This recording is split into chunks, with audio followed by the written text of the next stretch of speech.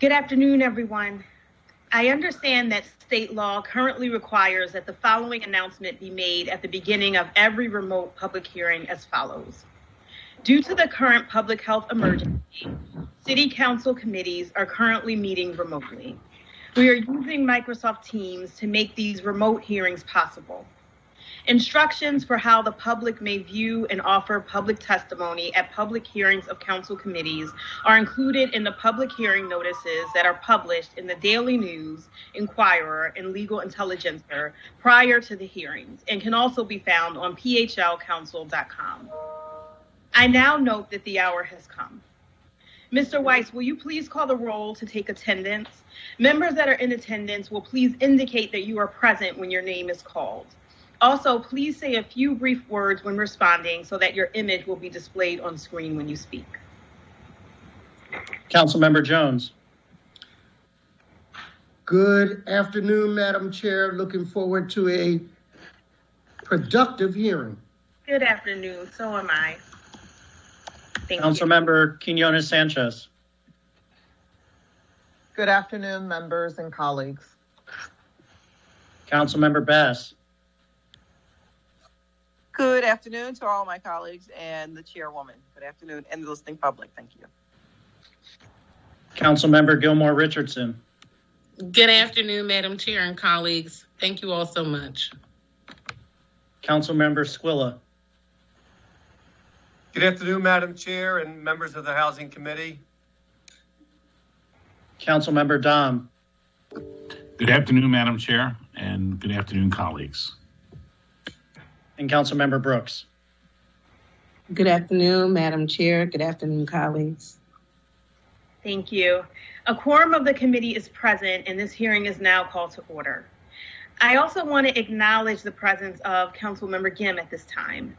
The council member is not a member of the committee, but as a sponsor of one bill before this committee today, she has been invited to make comments during the hearing and ask questions of witnesses. The council member will not take part in the public hearing at the conclusion of the public hearing.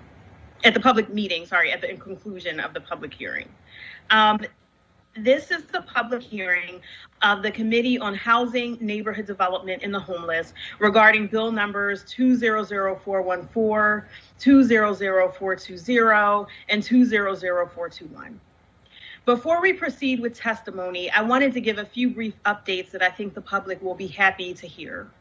First, I am excited to announce that this morning, Philadelphia Municipal Court issued an order banning residential evictions in Philadelphia through December 31st, 2020, except in limited circumstances where landlords show good cause.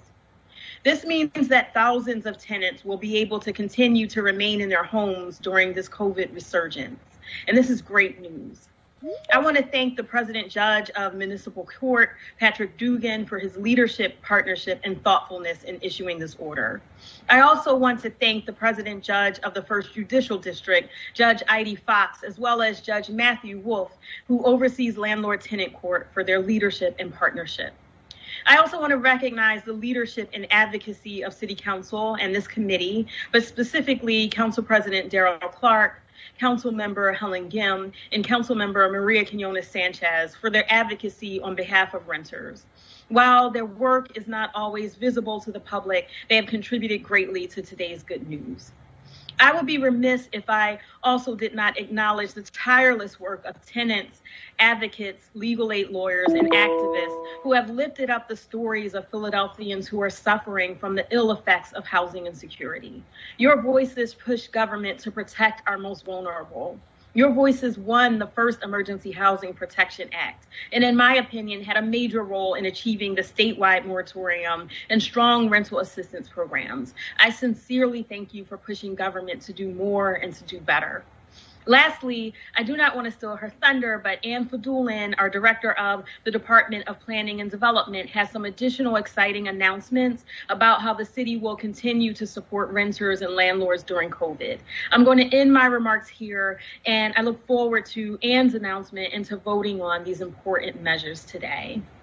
I understand also that Councilmember Quinones Sanchez wants to make some opening remarks too.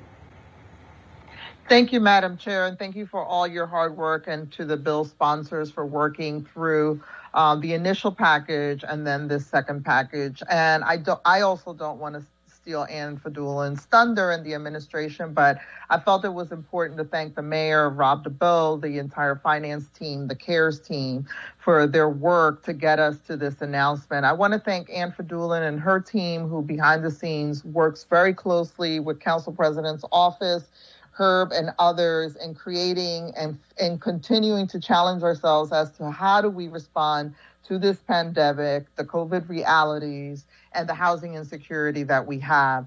Those of us who work in this space and have for many, many years take this work extremely serious.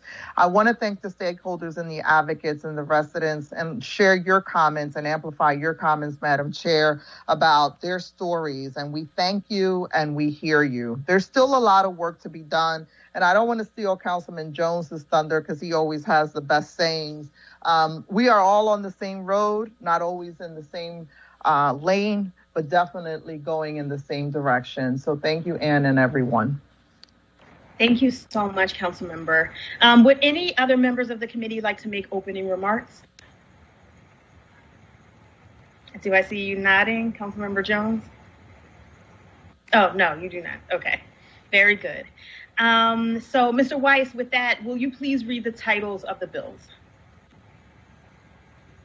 Bill number 200414, an ordinance amending Chapter 9-800 of the Philadelphia Code, entitled Landlord and Tenant, to address matters related to the landlord and tenant relationship during the novel coronavirus of 2019 pandemic, including providing for temporary eviction relief and making certain technical changes, all under certain terms and conditions.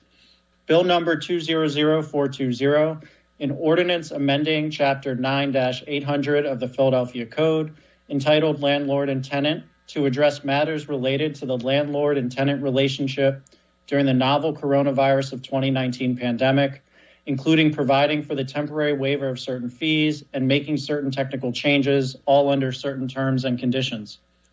Bill number 200421, an ordinance amending Chapter 9-800 of the Philadelphia Code, entitled Landlord and Tenant, to address matters related to the landlord and tenant relationship during the novel coronavirus of 2019 pandemic, including providing for repayment agreements and making certain technical changes, all under certain terms and conditions.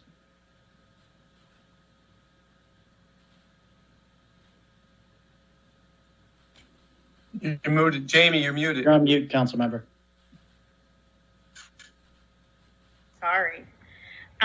Before we begin to hear testimony from the witnesses we have for today, everyone who has been invited to the meeting to testify should be aware that this public hearing is being recorded.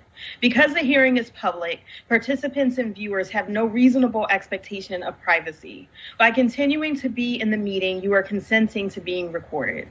Additionally, prior to recognizing members for the questions or comments that they have for witnesses, I will note for the record at this time that we will use the chat feature available in Microsoft Teams to allow members to signify that they wish to be recognized. In order to comply with the Sunshine Act, the chat feature must only be used for this purpose. Thank you. Mr. Weiss, will you please call the first panel of witnesses we have to testify? Ann Fadulin, Vic Patel, Brianna Westbrooks, Reverend Gregory Holston. Good morning, Ann. Are you connected and ready to proceed? I am. Thank you. Good morning, everybody. Or good afternoon, I should say. So there was a lot of talk about me bringing the thunder, and I just want to say it's going to be very hard for me to beat the thunder that the city of Philadelphia brought this morning when we flipped this state blue. Yay! Yeah. And I apologize. I have some weird light thing coming on, so I keep sort of going in and out of this bright light. But let me just say that bright light is the voters of Philadelphia. Your name for the record. Sure. I'm Ann Fadulin. I'm Deputy Mayor Planning and Development for the city of Philadelphia. I really just want to provide some updates and some information for the hearing this afternoon. Our phase 2 of our rental assistance program, which was predominantly funded with state CARES Act money. And then, as folks may recall, the city committed some dollars to match that so that we were able to take the cap from $750 up to $1,500. The application period for that closed November 4th.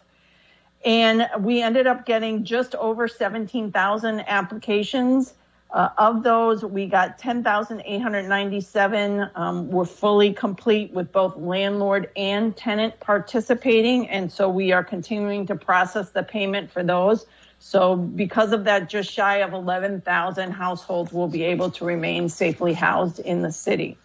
However, about 6,195 of the landlords of those 17,000 did not respond. So we ended up getting a landlord response rate of $64,000. Just to remind folks, we were of 64%. Excuse me, let me correct that. We got a landlord non-responsive rate of 36%, which means a landlord participation rate of 64%. As folks may recall, prior to the city agreeing to match, our landlord participation rate was in the 40s. So we got 20 percentage point increase when we agreed to that cap. So we are thankful for that. However, we still have just shy of 6,200 tenants that applied that weren't able to get assistance. So we are pleased to say that we are getting an additional $20 million in City CARES Fund to be able to serve those tenants that were not able to get served in phase 2. The window for that will open up shortly. However, I will say this, these are tenants that have already applied. Because of the tight time frame to spend this money, we have to have it spent out the door by the end of this year. We really don't have time to go through a whole nother application process and process everything.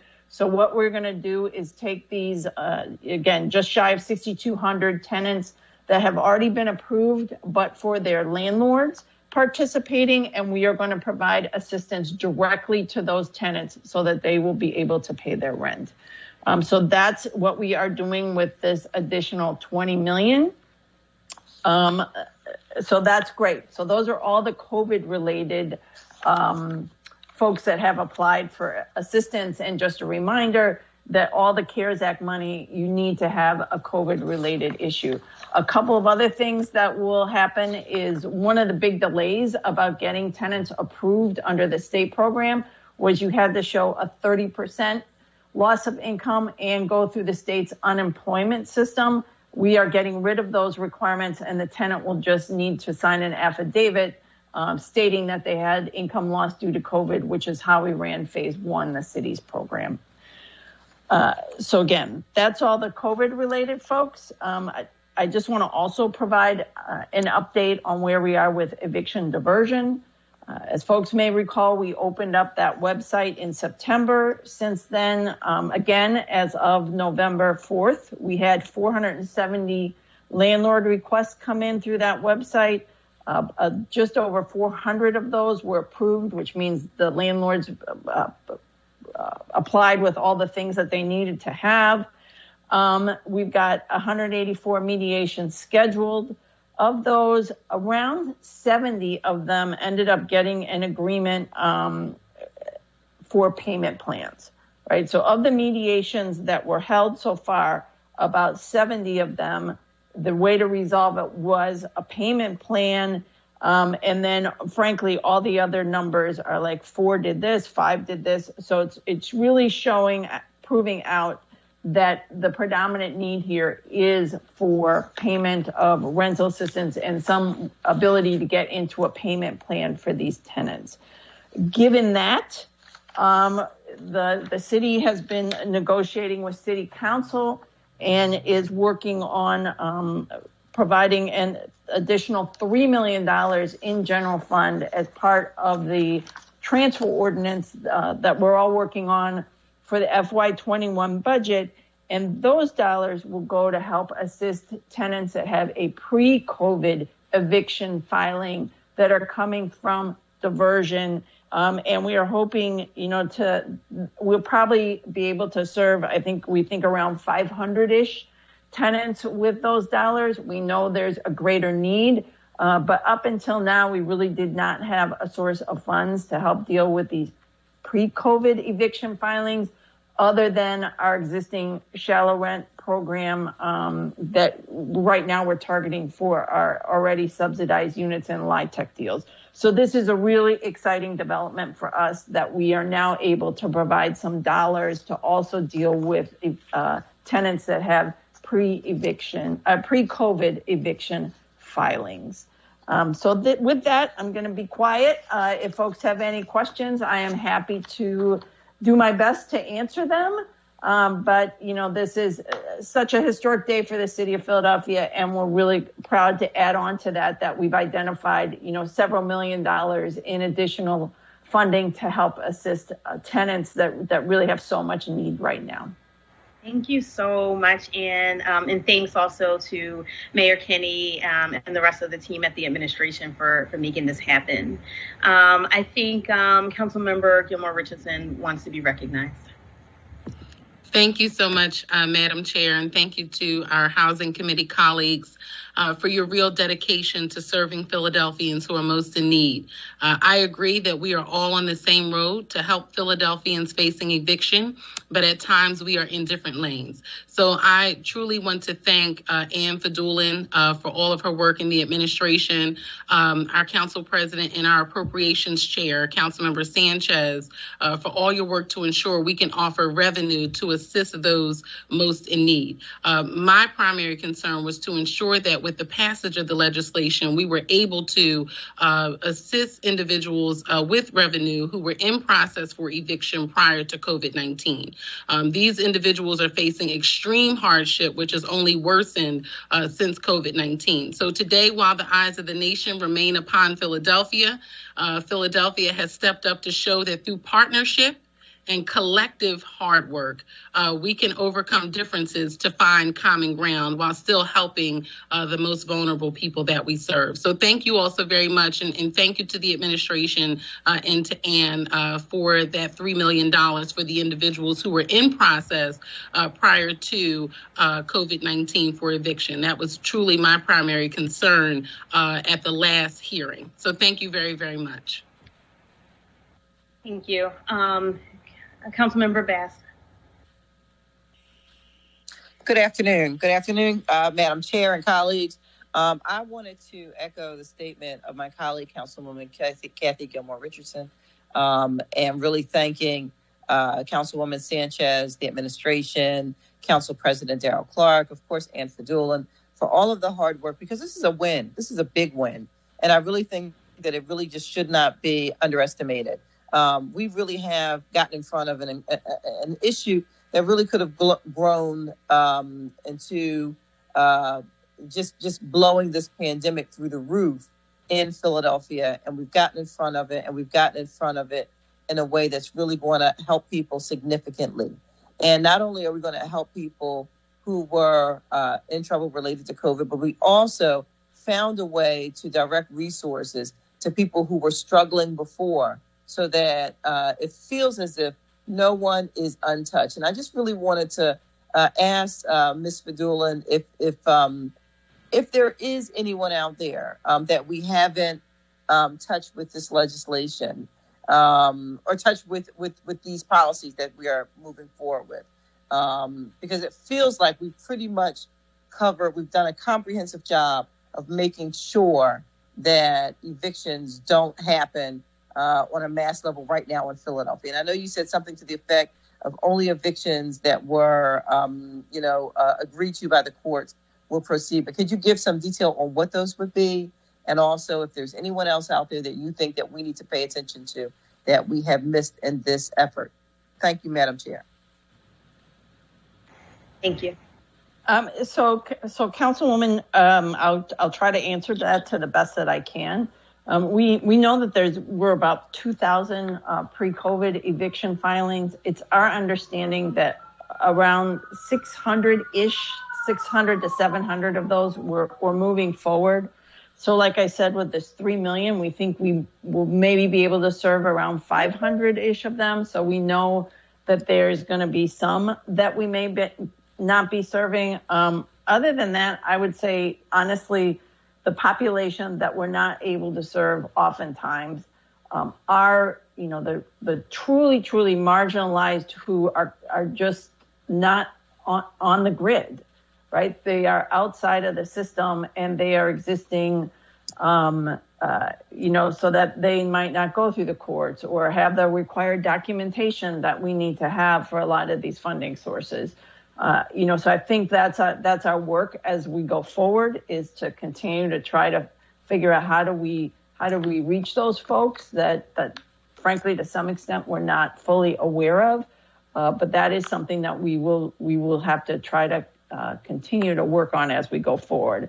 But let me say this, right? Even prior to this additional $3 million, so if you add that in, we have dedicated $70 million as a city, whether it's CARES Fund coming from the feds through the city, whether it's our CDBG COVID dollars, now some additional general fund dollars. That is an amazing statement for this city to be putting into not just affordable housing, but in particularly rental-focused affordable housing. And that is a big shift for us. And that happened within the last 6 months. So for us to, not just sort of provide $70 million, but to also be able to get systems up, programs up, run it through, get in applications, get those applications approved, get the paperwork, and get that money out the door. It's really taken all of us, and it's just been incredible to frankly watch my staff and a lot of folks within the city, and to work this closely with City Council to get that done. Thank you. And Thank you. Oh, sorry, Councilmember Bass, were you done? No, I was just going to say thank you to Ann and to your team for all of the work in making this these very successful moves. Thank you. Thank you. I realized that Councilmember Gim actually is not in this hearing, but I wanted to make sure that we took ample time to recognize her strong advocacy in this area and all of her work as well, and in particular her focus throughout on the pre-COVID evictions and on the diversion program. I see that Councilmember Quinones Sanchez has a question. Yes, actually, I wanted to tie in exactly what you said with Councilmember Gim. I think one of the reasons all of these programs were able to be set up was because of the work done around diversion. And what Ann failed to mention, and I want her to talk about, because all of this works as an and, is the robust housing counseling agency network that we have in our partners in CLS, and then the diversion program kind of allows us to work all of these things through. So I just wanted Ann to speak about, because all of those programs are going to be fully funded, and how that helps us get through this process. So thank you, Madam Chair, for highlighting that. That's exactly where I wanted to go. Thanks. Yeah, let me just say we could not have done this without our amazing partners. The NACs and the housing counseling agencies, VIP, CLS, everybody really rose to the occasion to roll up their sleeves, to work together, to work in cooperation, to get these programs up and running, then to get the word out on the street, and then to assist tenants with being able to fill out the information, to man help desks, to be able to work with landlords, everybody. And so we are taking a chunk of our CDBG COVID dollars. We will fully fund the eviction diversion program through our housing counseling agencies and VIP and some other folks through, fiscal year 21 at least. And we are going to provide a fund so that we can build the capacity of our housing counseling agencies. Again, I want to say how important they were. Before we were able to identify operating support, we needed to get the eviction diversion portal up and running. We needed to get the rental assistance programs up and running. And these partners, on good faith, said, don't worry, we are all in. We are all hands on deck. We are going to help figure this out and get this work done. And we trust that you will at some point be able to make us whole operation-wise. And we've been able to do that. But they really, again, it's just an amazing effort to watch how just everybody came together and said, really, the only way we're going to get through this as a city is if we come together in community, and cannot thank all our partners enough.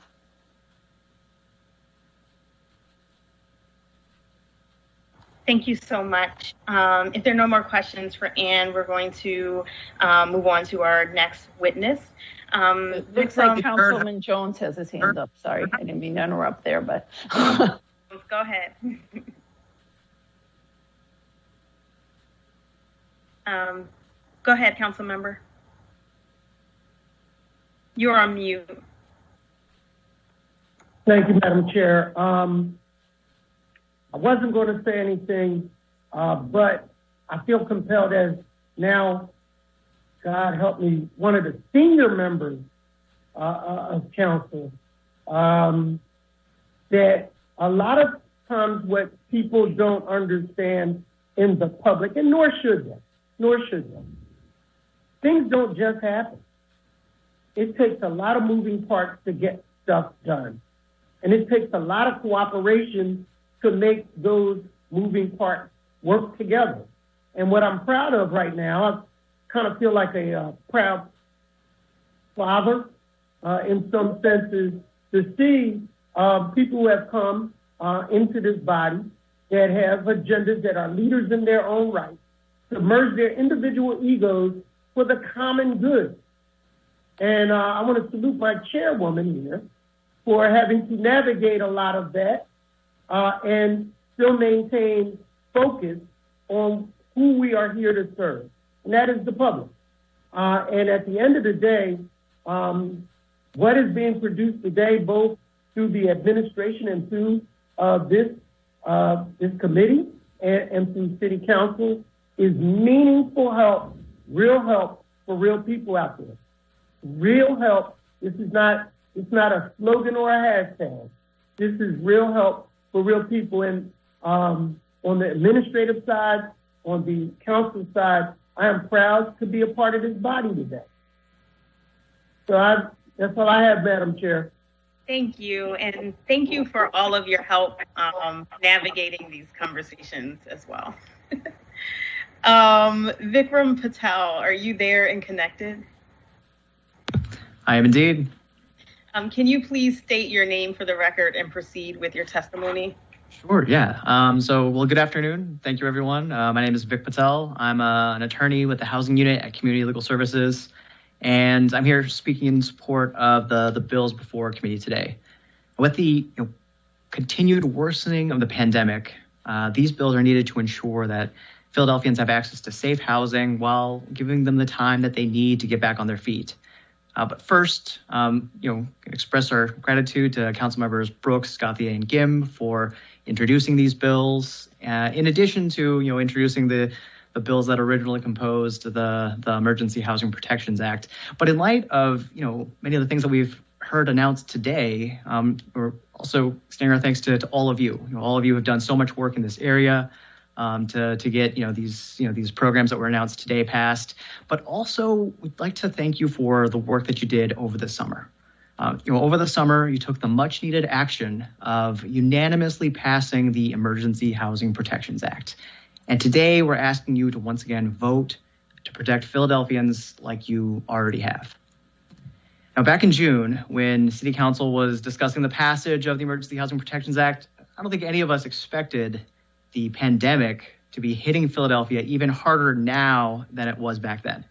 And right now, the daily cases recorded are about 3 to 4 times what they were over the summer. I mean, November 5th, right, we had 401 new cases compared to 126 new cases on June 5th, which was the day that this committee passed 5 of the EHPA bills. And over the past 2 weekends, we've seen 1,000 new cases each weekend. Evicting a tenant right now, it's dangerous, and it's even more dangerous than it was over the summer. Now, we have seen and will continue to see that Philadelphia's economy is tied to the spread of COVID-19. Now, while some people have slowly returned to work, many renters are still struggling to cover their expenses. Philadelphians need access to reasonable repayment plans. It would be devastating for both tenants and the city as a whole if tenants were required to immediately pay back their rent in order to avoid an eviction. In addition, landlords cannot be allowed to collect late fees right now while we're still being affected by the pandemic. It's going to take time for tenants to recover and for them to pay off back rent. Late fees would just make that a hole that no one can climb out of. We need to extend the period for the EHPA late fee waiver and the mandatory repayment plans so that they can work in tandem with the diversion program. And with the pandemic hitting Philadelphia even harder than it did this summer, we need these protections now more than ever. So we strongly urge you to vote for the bills before the committee today. Thank you. Thank you so much for your testimony.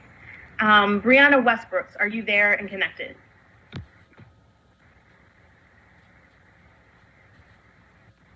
You are there, but are you muted?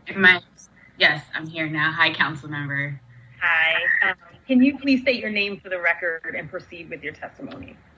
Absolutely. Good afternoon, Everson Gaudier and members of the committee. My name is Brianna Westbrooks, and I am the Government Affairs Manager with the Pennsylvania Apartment Association.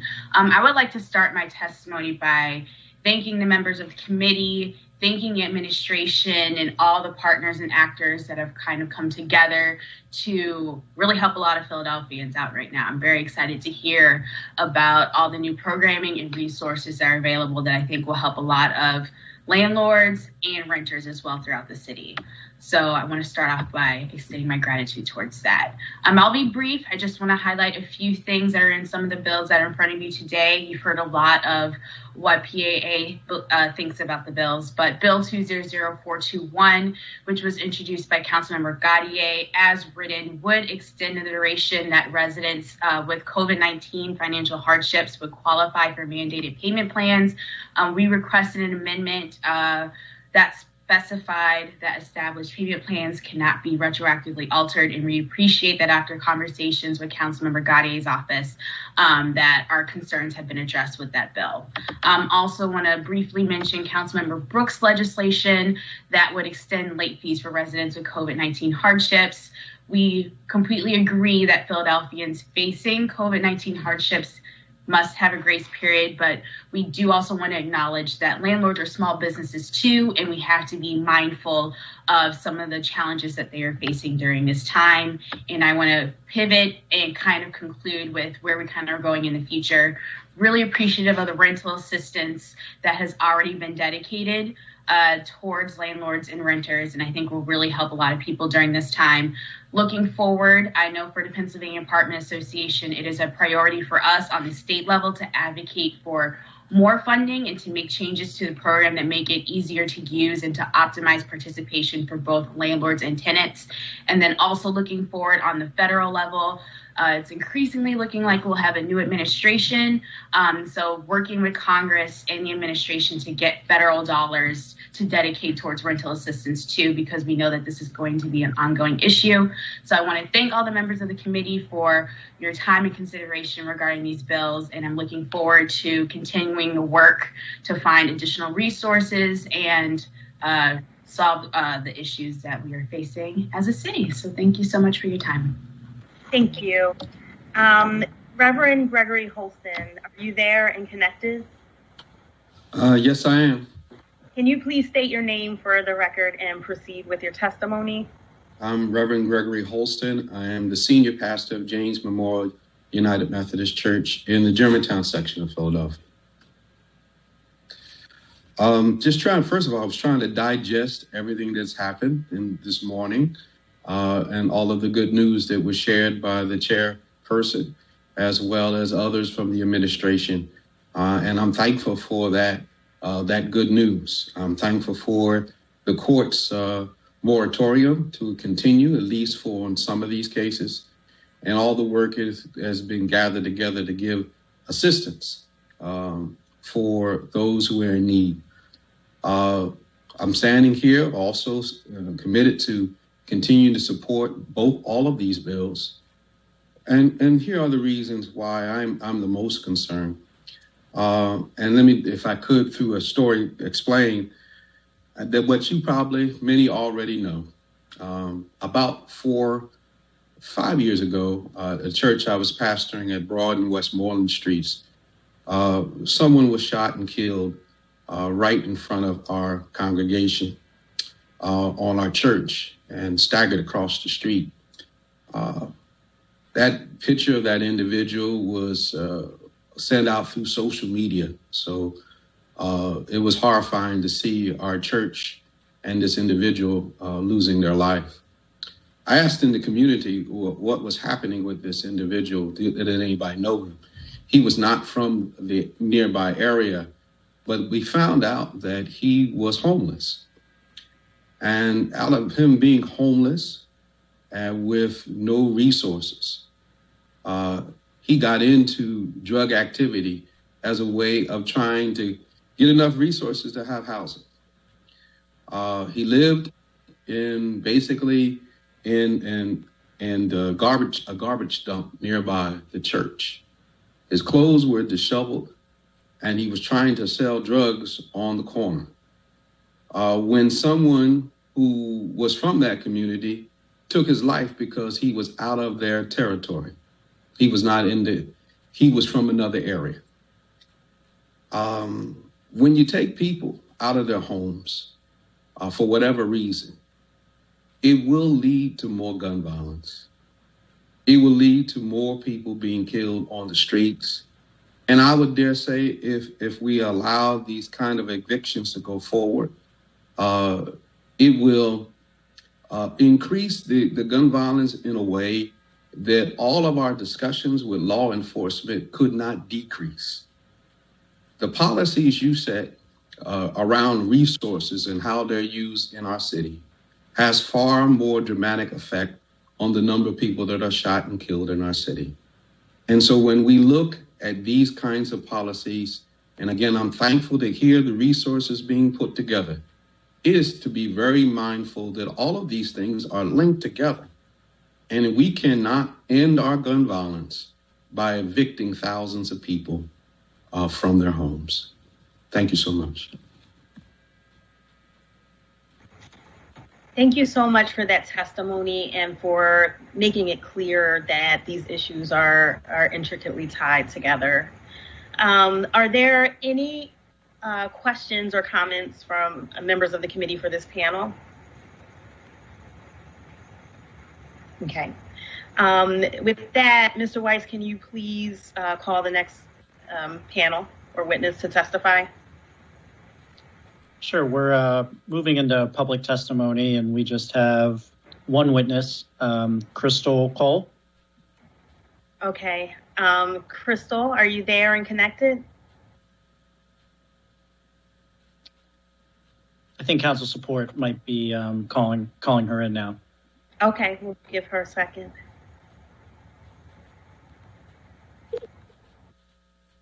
Hello. Hi, Crystal. You were in the Housing Committee hearing. Can you please state your name for the record and proceed with your testimony? Hi, yes, my name is Crystal Cole. Thank you. So I wanted to speak on the eviction moratorium. I lived in Philadelphia. I bought my property, my home in 1995. I lived there for over 25 years. In 2017, I had to rent it out.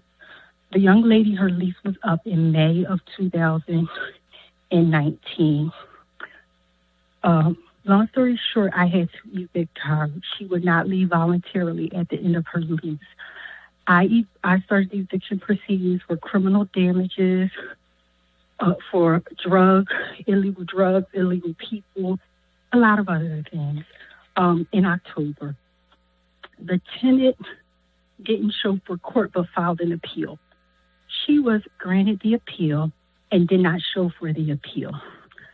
I got the writ, alias writ, and was given a court date.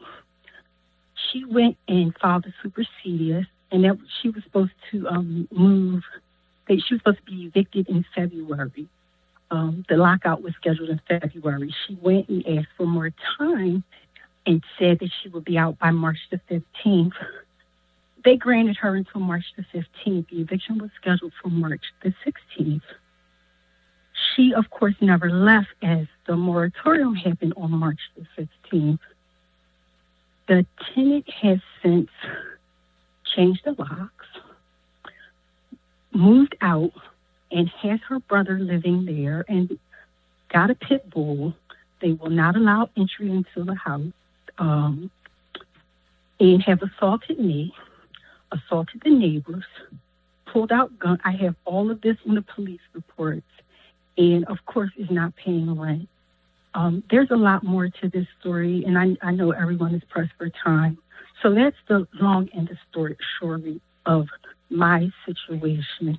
I also just wanted to say as a side note, I was diagnosed with cancer, and this year has been extremely hard because throughout this year I've had to have surgery, chemo, and radiation.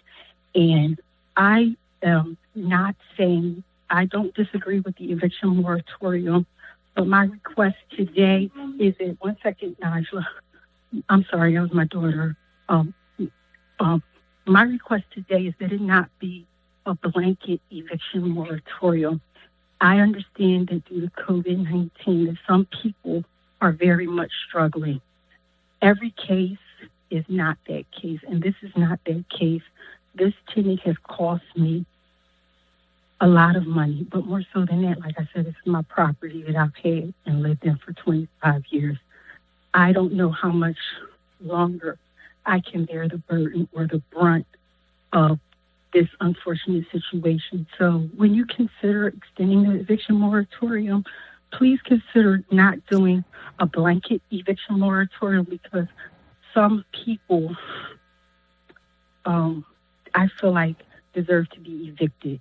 My original tenant, the young lady I'm speaking about, has moved out, but she has left her brothers in the property, and they are not going to move, and I cannot physically evict them without the okay from the sheriff so that the sheriff can help me. So I'm just asking for your help to just not do the eviction moratorium. That's all I really wanted to say. And I thank you all for your time today. Thank you so much, Crystal. I can hear the pain in your voice, and I'm very sorry for your situation. And I did want to say, for the record, the eviction moratorium bill that was passed originally through council and that was being considered, it never allowed for property damage or harm to other persons on the property.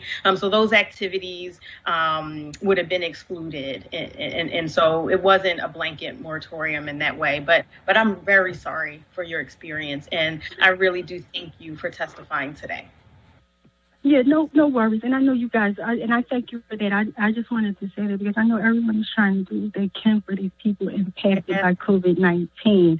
And I totally respect that, and I want that. But I wanted to just say my piece. And I do. I thank you all for your time.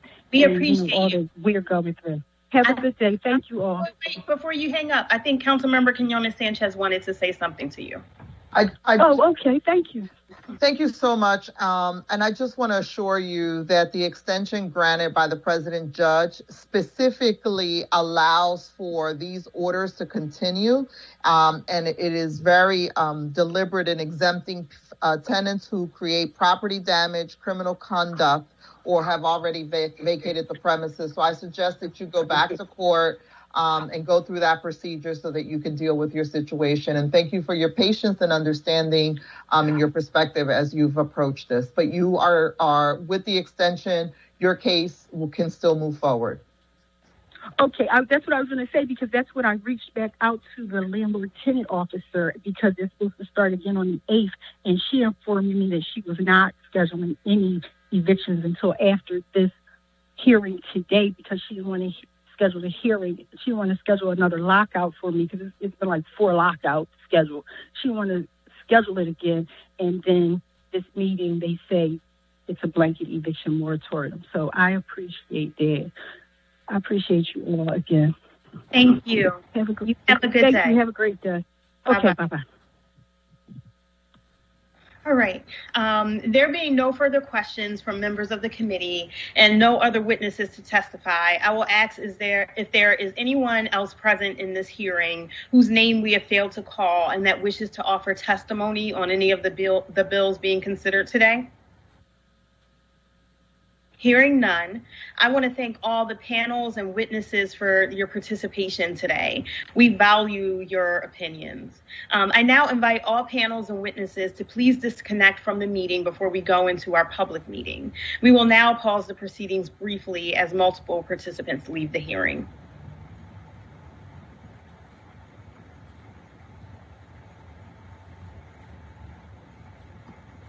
This concludes the public hearing of the committee.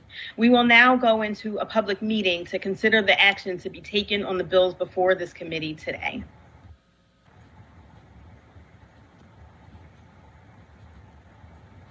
And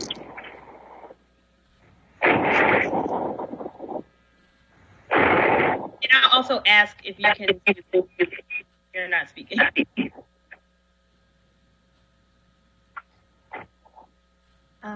The chair recognizes Councilmember Jones for a motion on the amendment to bill number 200420. Councilmember, sorry, do you mind if I call roll really quick just for quorum for the record? Oh, I'm sorry. Yes. Thanks. Councilmember Jones? Present. Councilmember Quinones Sanchez? Present. Councilmember Gilmore Richardson? Present.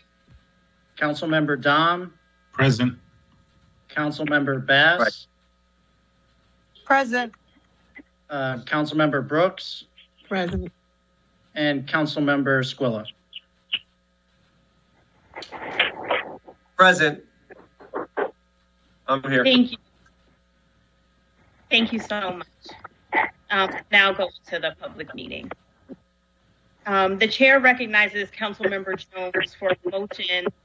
I'm getting some very weird feedback, so I'll exit if you are not speaking. If you could please mute.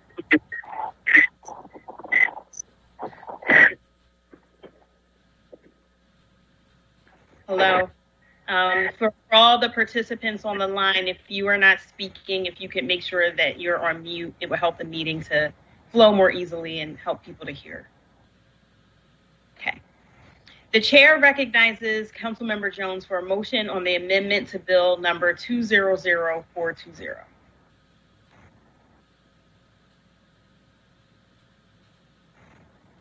You have to unmute yourself now.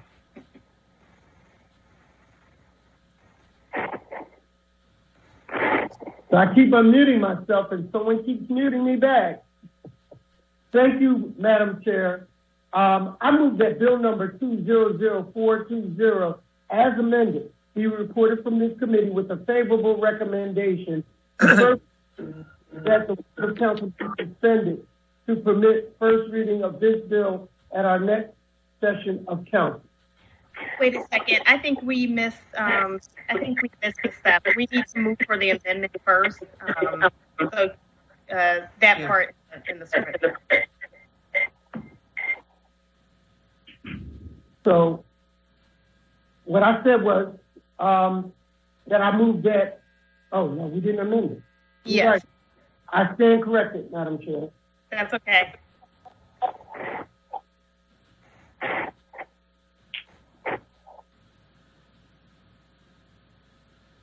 Thank you, Madam Chair. I offer an amendment to bill number 200420.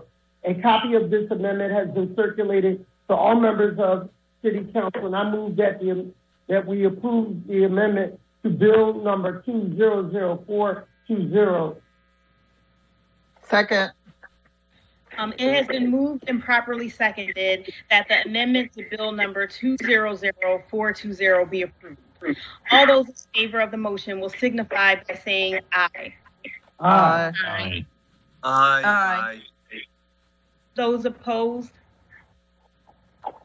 The ayes have it, the motion carries, and the amendment to bill number 200420 has been approved.